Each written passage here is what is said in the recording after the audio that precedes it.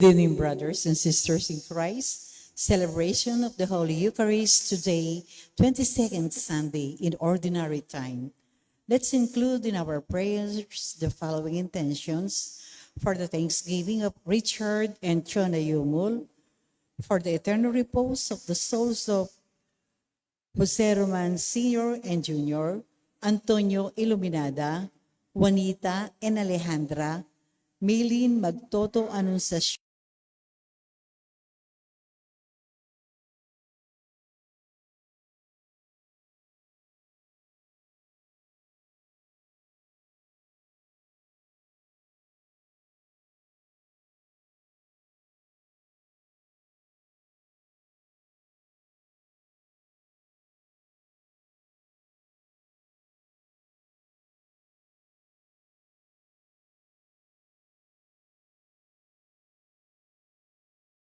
and glorify the Lord by singing our entrance hymn.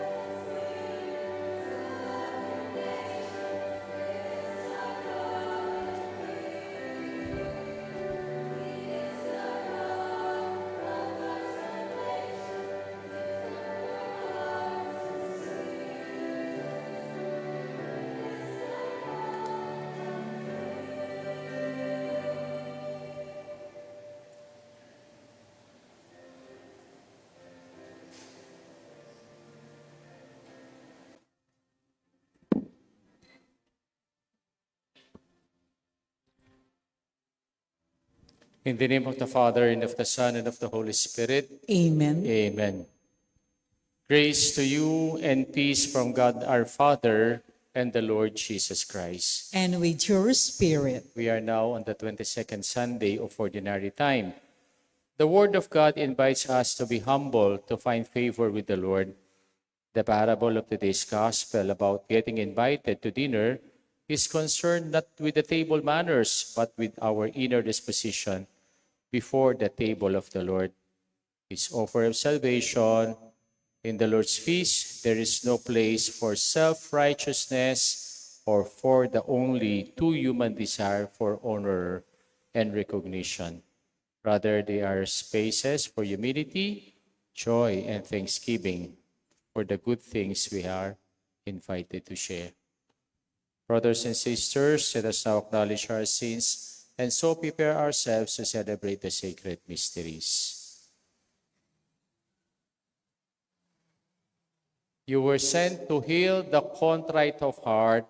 Lord, have mercy. Lord, have mercy. You came to call sinners. Christ, have mercy. Christ, have mercy. You are seated at the right hand of the Father to intercede for us. Lord, have mercy. Lord, have mercy. May Almighty God have mercy on us, forgive us our sins, and bring us to life everlasting. Amen.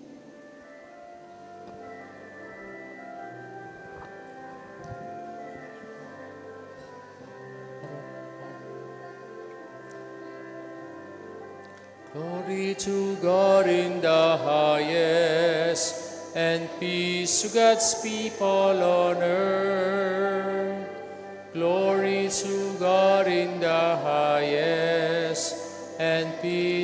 God's people on earth. Glory to God in the highest, and peace to God's people on earth. Glory to God in the highest, and peace to God's people on earth. Lord God, heavenly King, Almighty God and Father, we worship you, we give you thanks, we praise you for your glory. Glory to God in the highest, and peace to God's people on earth. Glory to God in the highest, and peace to God's people on earth. Lord Jesus Christ, only Son of the Father, Lord God, Lamb of God, you take away the sins of the world. Have mercy on us. Have mercy on us. You are seated at the right hand of the Father. Receive our prayer, receive our prayer. Glory to God in the highest, and peace to God's people on earth. Glory to God in the highest, and peace to God's people on earth. For you alone are the Holy One, you alone are the Lord, you alone are the Most High, Jesus Christ, with the Holy Spirit, the glory of God, the Father. Amen. Glory to God in the highest, and peace to God's people on earth. Glory to God in the highest, and peace to God's people on earth. Glory to God in the highest, and peace to God's people on earth. Glory to God in the highest, and peace to God's people on earth.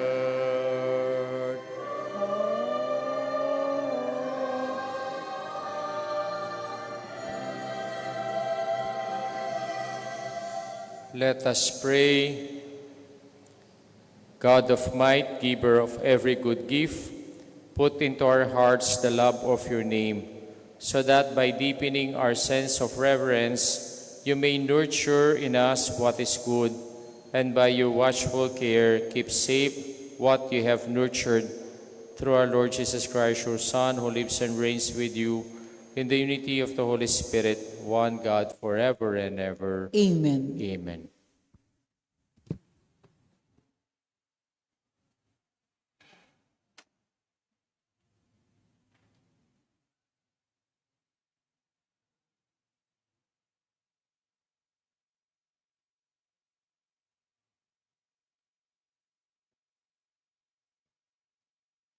A reading from the book of Sirach. My child, conduct your affairs with humility, and you will be loved more than a giver of gifts. Humble yourself the more, the greater you are, and you will find favor with God. What is too sublime for you? Seek not. Into things beyond your strength, search not. The mind of a sage appreciates proverbs, and an attentive ear is the joy of the wise. Water quenches a flaming fire, and the alms atone for sins. The word of the Lord. Thanks be to God. God, in your goodness, you have made a home for the poor. God, in your goodness, you have made a home for the poor. The just rejoice and exult before God. They are glad and rejoice. Sing to God, chant praise to his name, whose name is the Lord. God, in your goodness, you have made a home for the poor. The father of orphans and the defender of widows is God in his holy dwelling.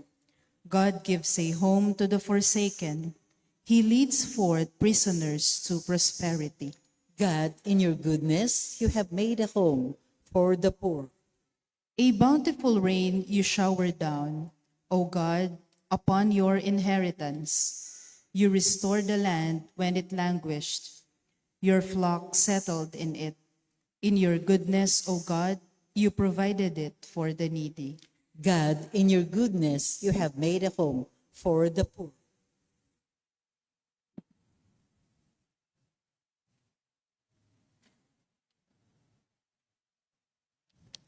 A reading from the letter to the Hebrews.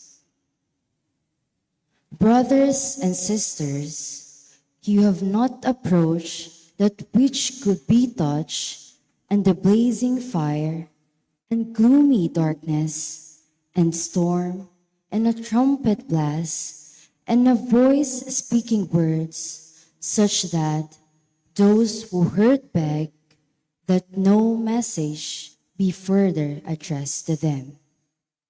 No, you have approached Mount Zion, and the city of the living God, the heavenly Jerusalem, and countless angels in festal gathering, and the assembly of the firstborn enrolled in heaven, and God, the judge of all, and the spirits of the just made perfect, and Jesus, the mediator of a new covenant, and the sprinkled blood that speaks more eloquently than that of Abel.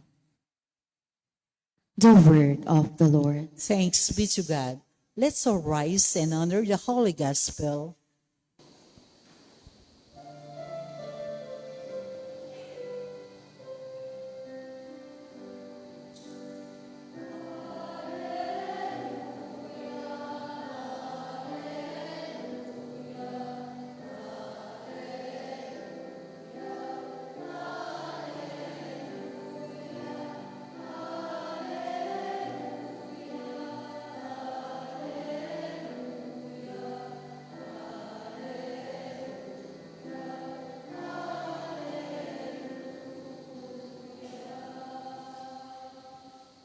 Take my yoke upon you, says the Lord, and learn from me, for I am meek and humble of heart.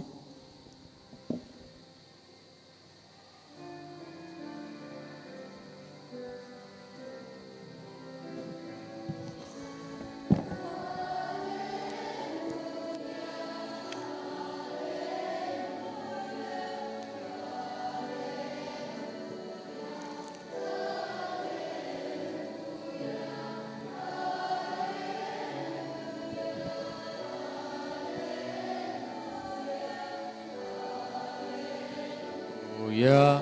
Hallelujah.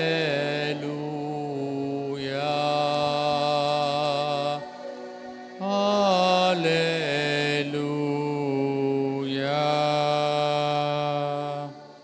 The Lord be with you. And with your spirit, A reading from the Holy Gospel according to Luke. glory to you, O Lord.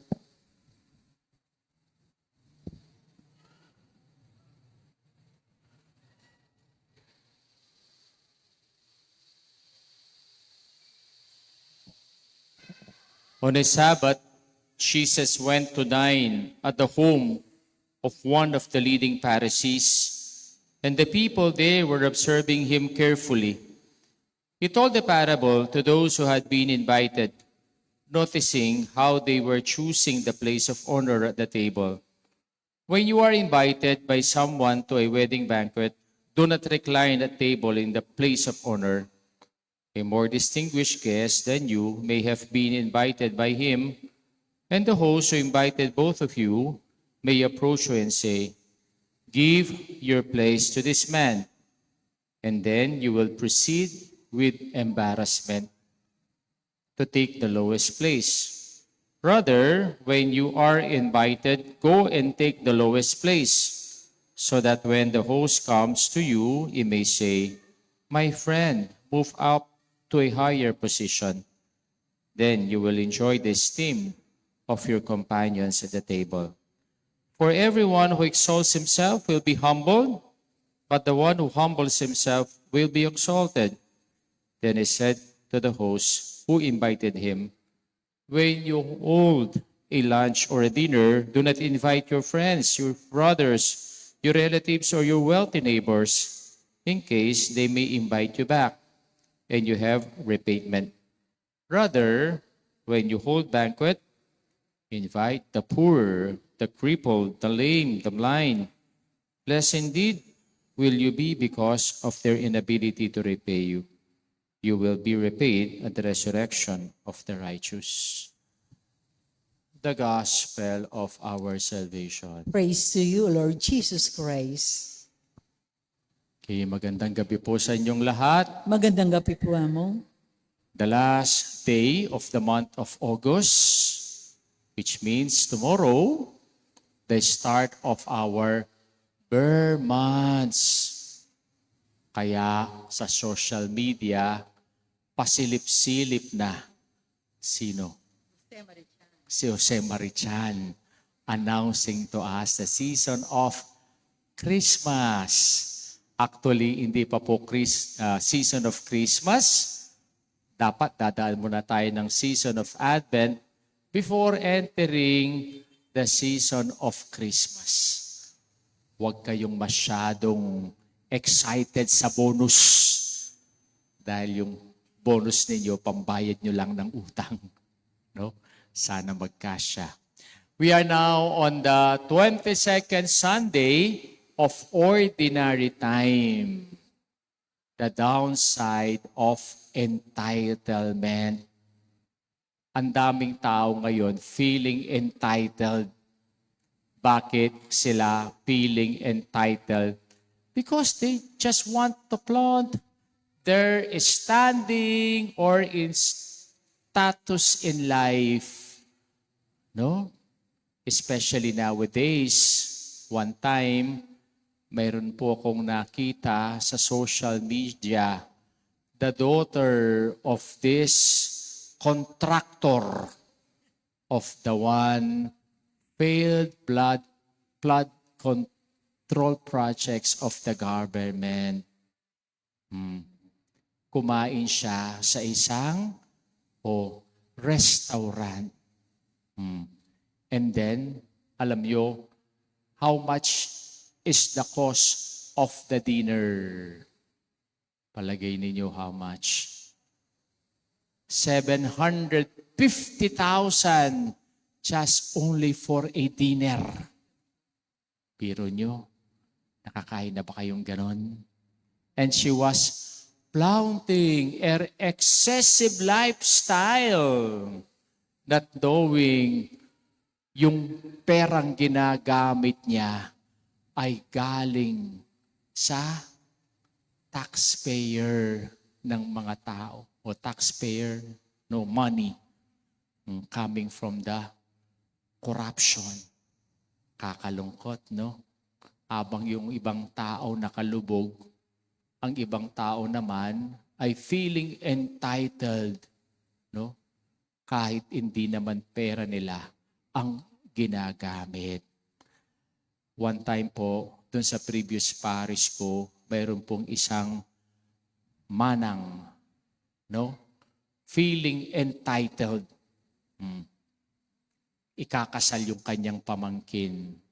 And she went to the parish office and announced to the secretary o informed the secretary the date she had chosen for the wedding of her nephew. Not even, consulting kung available pa ba yung date na gusto niya. Pero sad to say, hindi na po siya available. It was previously scheduled, And then this woman requested our secretary if she can move the schedule to another date. And our secretary declined. Hindi na po pwede kasi naka-schedule na itong kasal na ito. Nung marinig po yun ng babae, she got mad. At ang sabi niya, "You do not know me? Hindi mo ako kilala?" Sabi niya, "I'm one of the benefactors of this church." And overhearing their conversation, I talked to the woman. At ang sabi ko po dito sa babae, "Oh sister, the church is not about entitlement, but it is all about service." Greatness is not the amount you donated to our church, but greatness coming from your humility and love. Kaya po, minsan may mga taong ganon, feeling entitled. In our gospel today, our Lord Jesus Christ was invited by this leading Pharisee. Hindi lang po siya isang ordinaryong pariseo, kundi high caliber Pharisee. He invited our Lord not to honor our Lord, but to scrutinize Him, to dissect Him. Bakit ganun? Kasi with this position, feeling entitled din siya. Remember, anong ibig sabihin ng salitang Pharisee? The separated one. Kaya mayroong itong no holier than thou attitude. Kaya po, ganun na lang ang pagtingin niya sa kanyang sarili. The personality of being self-righteous. That is why in our gospel, our Lord cited another parable. At ano itong parable na ito? The parable of those who chose the places of honor in a banquet. Kaya sinabi niya, pag ikaw ay naimbitahan in a party or in a banquet, do not choose the place of honor. Bakit? Kasi baka mayroong mas distinguished guest na hinihintay itong host at sasabihin niya sa iyo, transfer yourself to the other seats. In the far corner of this hall, and you will end up embarrassed. But when you attend a party or you're invited to a party, choose the lowest seat, in the banquet hall. And when the person who invited you see you, he will say, "Oh, my friend, take the presidential table. There is a seat reserved you for there. And then you will become esteemed to the other guests." Kaya even our Lord Jesus Christ added in our gospel, everyone who exalts himself will be humbled, but the one who humbles himself will be exalted. Anong ibig sabihin ng ating Panginoon dito on how to combat our feeling of entitlement with our virtue of humility? Ngayon, mahirap ka nang makakita ng taong mapagkumbaba eh. Kasi akala nila humility is weakness, or even humility is submissiveness. Hindi po ganon. Ang humility is a virtue. And if we heard our readings today, bibigyan tayo ng magandang definition of humility with these three S's.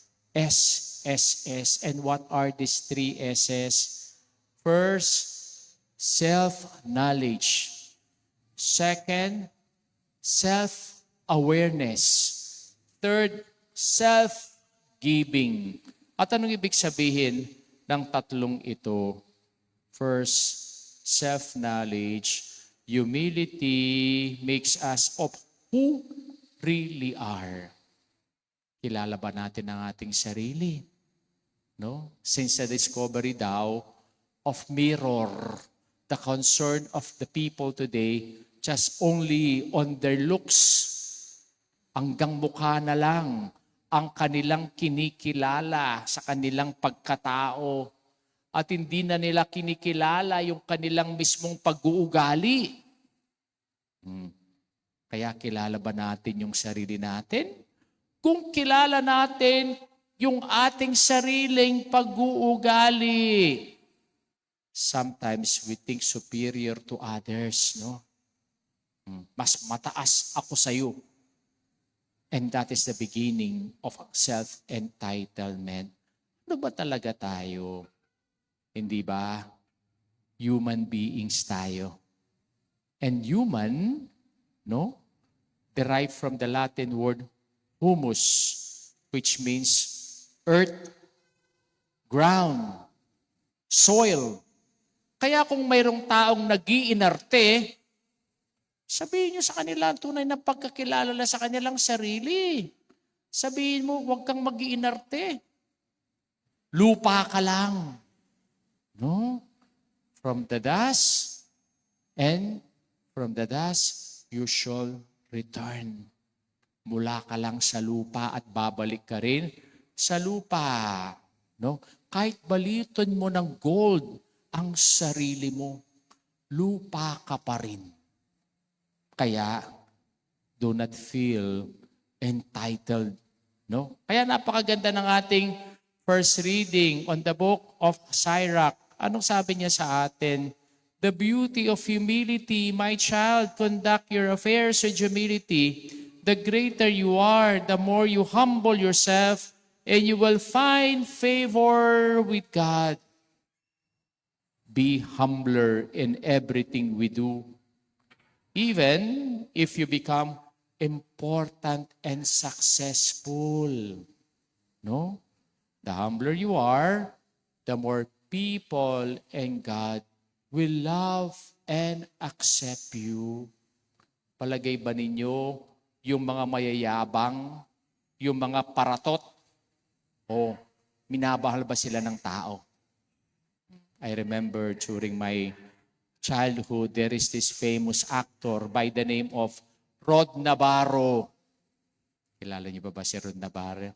What about you, sir? Kilala mo pa si Rod Navarro? Oh, itong artista na ang parating role niya ay mayabang. Kaya mayroon po siyang commercial that time, the Standard Electric Fan. Oh, pag yung mga mayayabang ay dumarating, ay naku, ayan na yan si Rod Navarro, umawak na kayo sa silya, umawak na kayo sa table, baka lilipa rin kayo. No? Pag yung mayabang, hindi nirespeto ng tao, but a person who is humble, they can easily love and accept by God and other people. No? Kaya, self-knowledge. Second is self-authenticity. Authentic ba tayo? No? Kasi, no, humility makes us of our true self. Pretension is the enemy of humility because pretension makes us fake, makes us not true, make us unauthentic. No? Ako po, may confession akong sasabihin sa inyo. Ako din ay pretentious sa buhay ko. with my age of 58 years old, look at my hair. Palagay nyo ba yung aking buhok ay kulay itim pa rin? Puti na po ito. But because of my pretension, nagkukulay ako ng buhok para hindi ako magmukhang matanda. No? Kaya pinifake ko rin ang sarili ko. Tayo kaya, ano yung mga fake sa atin? Baka fake eyebrows, o false eyelashes, fake hair coloring, fake pouching lips, ganon. Parang kinagat ng lamok ay na, no? Bubuyog. No? Gusto nating fake. Bakit daw tayo gusto natin maging pretentious? Because we cannot accept ourselves. Ang dami nating hindi gustong tanggapin sarili natin, especially our sinfulness, our wrongdoings, or even our imperfections. Lahat po tayo mayroon pong imperfections. Nobody is perfect. Even your name is perfecto and perfecta. Diba? Kaya sometimes we tend to pretend, no? And act, no? As a self-entitled person. Kaya napakaganda ng ating second reading on the letter to the Hebrews. And sabi niya, though we are sinners, wicked, and have limitations, Jesus welcomes us to His holy mountain, the Mount Zion, the place where He shed His blood on the cross. He made everything for us perfect, where there is peace, joy, and love, and new life in Jesus. Kaya huwag tayong matakot sa ating imperfections. Be authentic, no? Because the love of our Lord and His forgiveness makes us perfect in His sight. And third, is about self-giving. Humility is generosity. Because humility teaches us not to think only about ourselves, but to think others. No? That is why our Lord in our gospel said, if you are, saan ba na yun? When you hold a lunch or a dinner, do not invite your friends or your brothers or your relatives or your wealthy neighbors in case they will invite you back and you have repayment. But rather, when you hold a banquet, invite the poor, the crippled, the lame, and the blind. Blessed indeed will you be because of their inability to repay you. O nga naman, sino ba ang magkakalob sa atin kung yung mga yung mga lame, yung crippled, o yung poor, hindi ka mababayaran yan. At sinong magbabayad sa iyo? Ang Diyos ang magbabayad sa iyo. Not with fame, not with entitlement, not with material possessions, but He will reward you eternal life in heaven. Kaya, when you hear the word entitlement, entitled means, I deserve. But humility means, self-knowledge, self-authenticity, and self-giving. Humility means, I owe everything from God and do not feel entitled. Let's all rise. Let us now profess our faith altogether. I believe in one God, the Father Father Almighty, Almighty, maker of heaven and earth, of all things visible and invisible. I believe in one Lord Jesus Christ, the only begotten Son of God, born of the Father before all ages, God from God, light from light, true God from true God, begotten not made, consubstantial with the Father. Through Him all things were made. For us men and for our salvation, He came down from heaven, and by the Holy Spirit was incarnate of the Virgin Mary and became man. For our sake He was crucified under Pontius Pilate. He suffered death and was buried, and rose again on the third day in accordance with the Scriptures. He ascended into heaven and is seated at the right hand of the Father. He will come again in glory to judge the living and the dead, and his kingdom will have no end. I believe in the Holy Spirit, the Lord, the giver of life, who proceeds from the Father and the Son, who with the Father and the Son is adored and glorified, who has spoken through the prophets. I believe in one holy, Catholic, and Apostolic Church. I confess one baptism for the forgiveness of sins, and I look forward to the resurrection of the dead and the life of the world to come. Amen. The Lord Jesus declares that the one who exalts himself will be humbled, and the one who humbles himself will be exalted. Let us pray to our Heavenly Father with a spirit of humility, trust, and thanksgiving as we pray. Lord, listen to our prayer. Lord, listen to our prayer.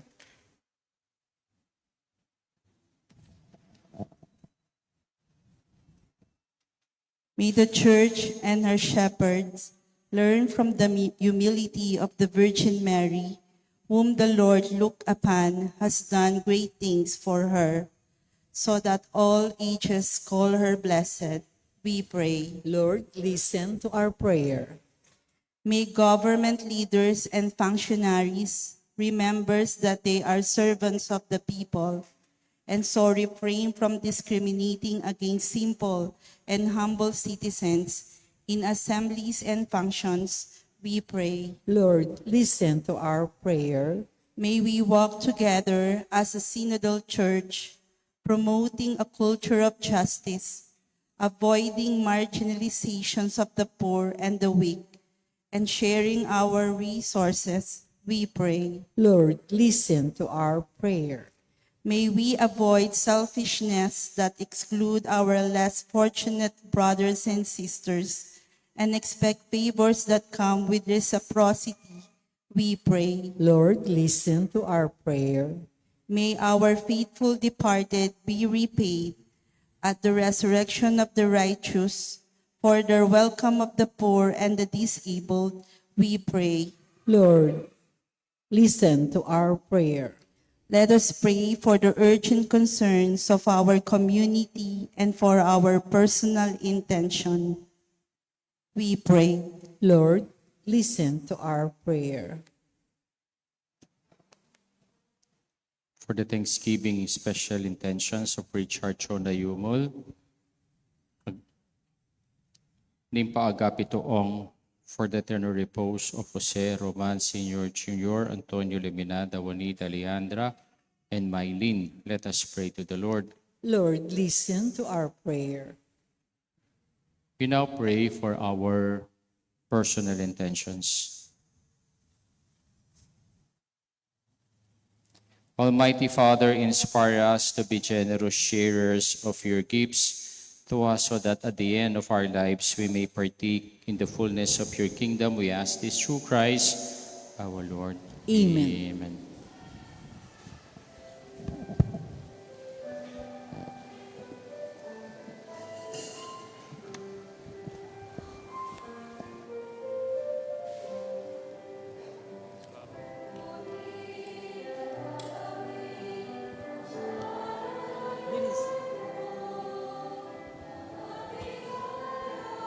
Blessed are you, Lord God of all creation. To goodness we have this bread to offer. Works from and hands of meat will become for us our bread of life. Blessed be God forever.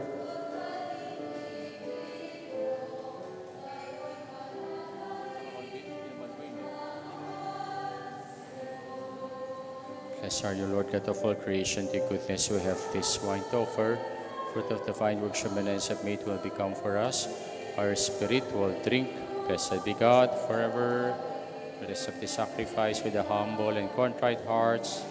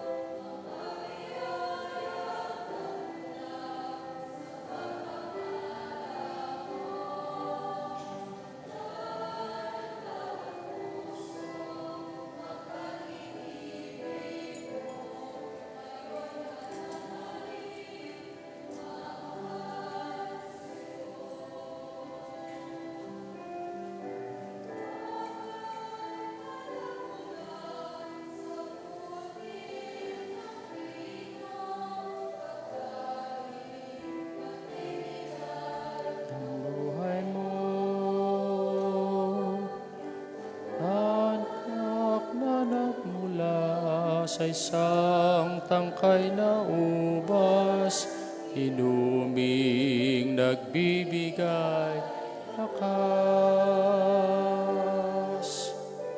Kunin at tanggapin ang alay na ito, mga biyayang nagmula sa pagpapala mo.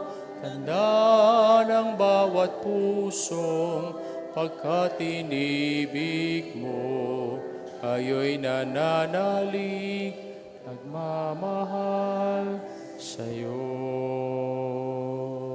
Pray, my brothers and sisters, that my sacrifice and yours may be acceptable to God, the Almighty Father. May the Lord accept the sacrifice at your hands for the praise and glory of His name, for our good and the good of all His holy church. May this sacred offering, O Lord, confer on us always the blessing of salvation, that what it celebrates in mystery it may accomplish in power through Christ our Lord. Amen. The Lord be with you. And with your spirit, Lift up your hearts. we lift them up to the Let Lord. us give thanks to the Lord our God. It is right and It is just, truly right and just, our duty and our salvation always and everywhere, to give you thanks, Lord, Holy Father, Almighty and eternal God, for you so loved the world that in your mercy you sent us the Redeemer to live like us in all things but sin, so that you might love in us what you love in your Son, by whose obedience we have been restored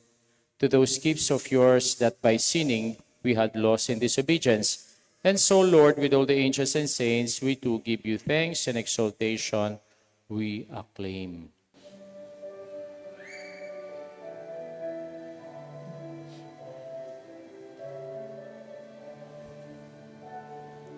Holy, holy, holy, Lord God of hosts, heaven and earth are full of your glory, full of your glory.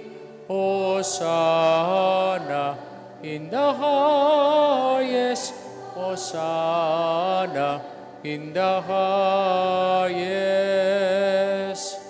Blessed is he who comes in the name of the Lord. Hosanna in the highest, Hosanna in the highest, Hosanna in the highest, Hosanna in the highest.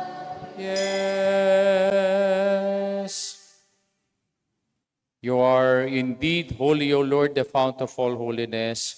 Make holy, therefore, these gifts, we pray, by sending down your Spirit upon them like the dewfall, so that they may become for us the body and blood of our Lord Jesus Christ. At the time he was betrayed and entered willingly into his passion, he took bread, giving thanks, broke it, gave it to his disciples, saying, "Take this, all of you, and eat of it, for this is my body, which will be given up for you."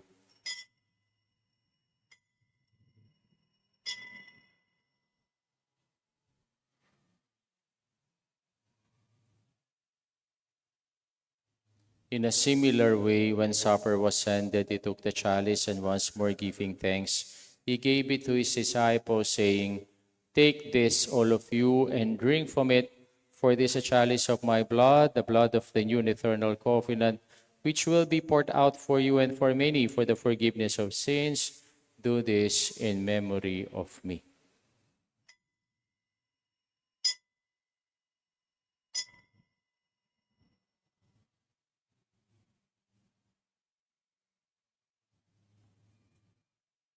The mystery of faith.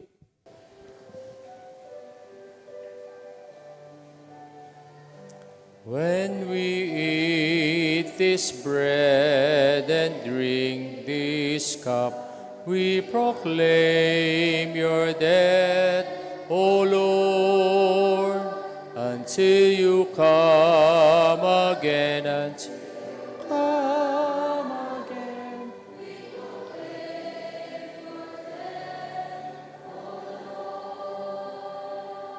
Therefore, as we celebrate the memorial of his death and resurrection, we offer you, Lord, the bread of life and the chalice of salvation, giving thanks that you held us worthy to be in your presence and minister to you. Humbly we pray that partaking of the body and blood of Christ may be gathered into one by the Holy Spirit.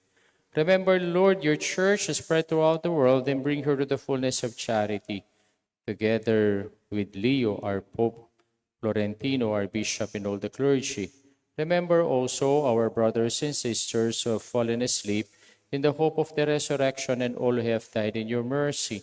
Welcome them into the light of your face. Have mercy on us all, we pray, that with the Blessed Virgin Mary, Mother of God, with Saint Joseph, her spouse, and the blessed apostles and all the saints who have pleased you throughout the ages, we may merit to be co-heirs to eternal life and may praise and glorify you through your Son, Jesus Christ.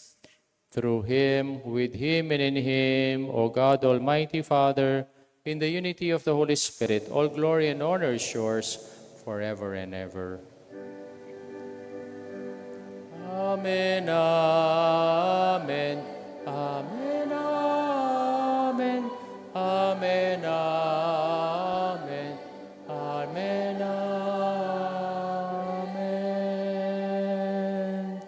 At the Savior's command and formed by divine teaching, we dare to say,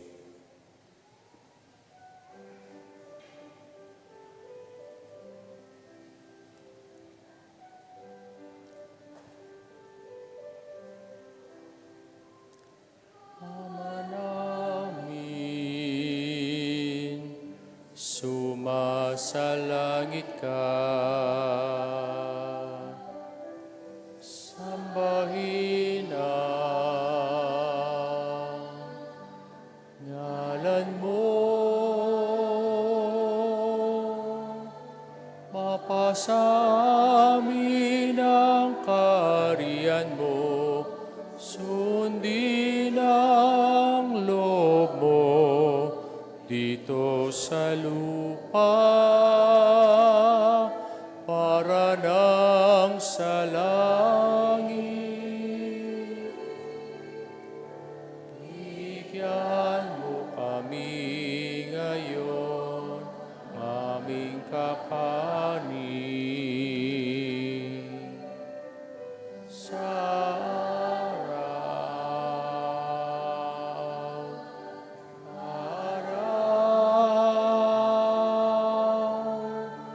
at patawarin mong aming sala tulad ng pagpapatawad sa nagkakasala sa amin. At huwag mo kaming paintulot sa tukso at iadya mo kami sa lahat ng masama.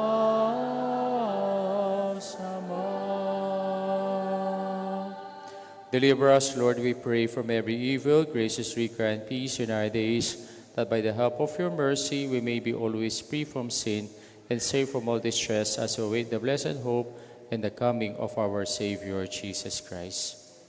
For the kingdom and the power and the glory are yours now and forever. Lord Jesus Christ, who said to your apostles, peace I leave you and my peace I give you, look not on our sins but on the faith of your church, and graciously grant her peace and unity in accordance with your will, who live and reign forever and ever. Amen. The peace of the Lord be with you always. And with your spirit. Let us now offer each other the sign of peace.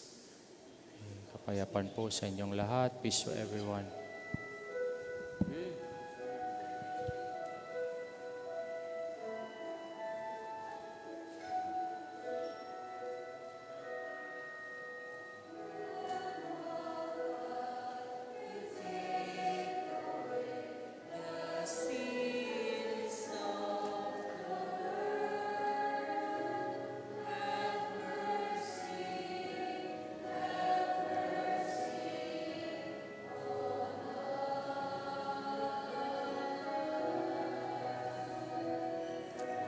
Lamb of God, you take away the sins of the world. Have mercy, have mercy on us. Lamb of God, you take away the sins of the world. Grant us peace. Grant us peace.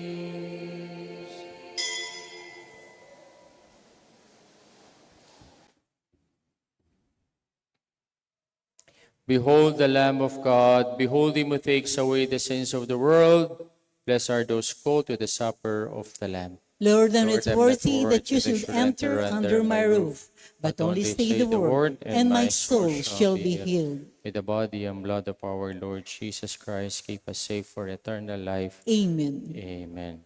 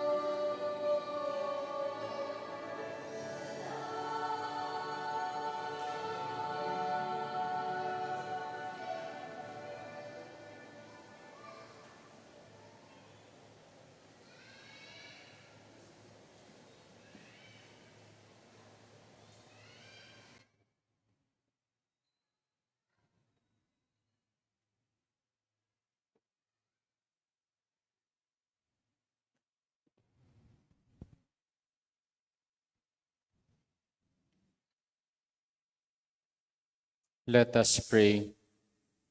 Made partakers of Christ through these sacraments, we humbly implore your mercy, Lord, that conform to his image on earth, we may merit also to be his co-heirs in heaven, who lives and reigns forever and ever. Amen. Amen. Kasama po natin dito ang ating pong seminarian, si Brother Alvin Maniti. And let us congratulate him. He just accepted to the candidacy to diaconate last Sunday. Ibig sabihin noon, malapit na po siyang maging pare and he will be serving the Diocese of Baguio. Kaya po may pupuntahan na tayo sa Baguio no, pag naging pare na po siya. Yung pong ating novena to Our Lady of Remedies ay nag-start na. Kaya araw-araw po mayroon po tayong novena in preparation for the feast day of the Nativity of the Blessed Virgin Mary and the reenactment of the canonical anniversary of the Virgen de los Remedios. Ito po ay gagawin natin sa Capitol Grounds at 3 p.m. Sa September 8. So September 8 po yung feast day and then yung canonical coronation reenactment ay gagawin po natin sa Capitol Grounds sa City of San Fernando. The Lord be with you. And with your spirit. Bow down for the blessing. May the God of all consolation order your days in his peace and grant you the gifts of his blessing. Amen. May he free you always from every distress and confirm your hearts in his love. Amen. So that in this life journey you may be effective in good works, rich in the gifts of hope, faith, and charity, and may come happily to eternal life. Amen. And may the blessing of Almighty God, the Father, the Son, and the Holy Spirit come down on you and remain with you forever. Amen. Our Mass when offered, let us go in peace and to love and to serve the Lord. Thanks be to God. Good evening po sa Good inyong evening lahat. po.